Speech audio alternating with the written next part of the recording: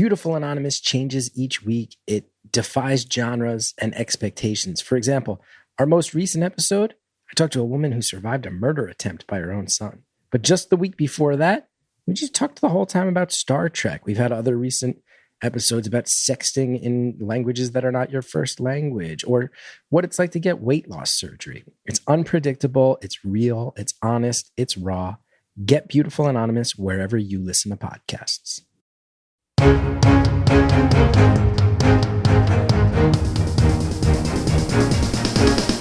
This is the Washington Times front page for Tuesday, October 28th, 2025. Thanks for joining us.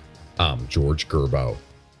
The Navy says the crew of a helicopter and fighter jet were rescued and didn't sustain any injuries after both crashed within 30 minutes of each other in the South China Sea. Ben Wolfgang reports the incidents Sunday are the latest in a string of high-profile mishaps this year involving U.S. military aircraft, and specifically the FA-18 fighter jet. In social media posts, U.S. Pacific Fleet said the helicopter went down at 2:45 p.m. Sunday while conducting routine operations, just 30 minutes before the same thing happened to the FA-18.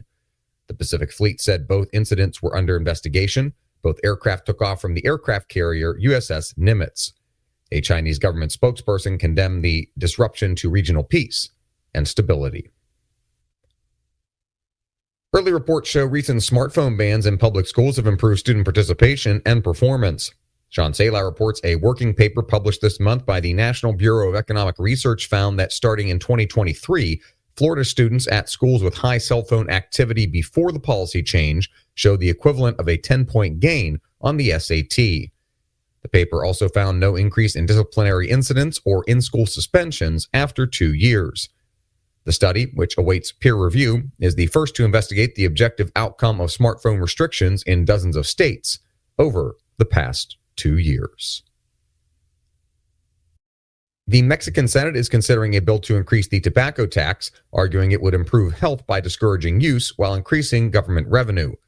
Stephen Dinan reports Mexican President Claudia Sheinbaum has called for raising the tobacco tax from 160% to 200%. The per-cigarette quota tax would nearly double by 2030. Experts say cartels have had a significant hand in Mexico's black market for cigarettes and stand to gain an even bigger share from the tax. A House investigation has concluded President Biden was losing command of himself while in office and not personally involved in many of the executive decisions signed by AutoPen. Susan Ferricchio reports the Oversight and Government Reform Committee interviewed more than a dozen members of the Biden White House to seek their recollection of the former president's acuity while in office.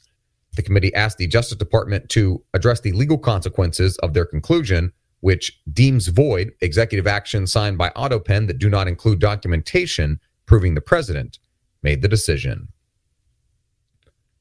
And finally, cheap disposable attack and reconnaissance drones have proved easy to weaponize in Ukraine. Andrew Salmon reports these high-volume, low-altitude threats make economical close-range counter systems critical.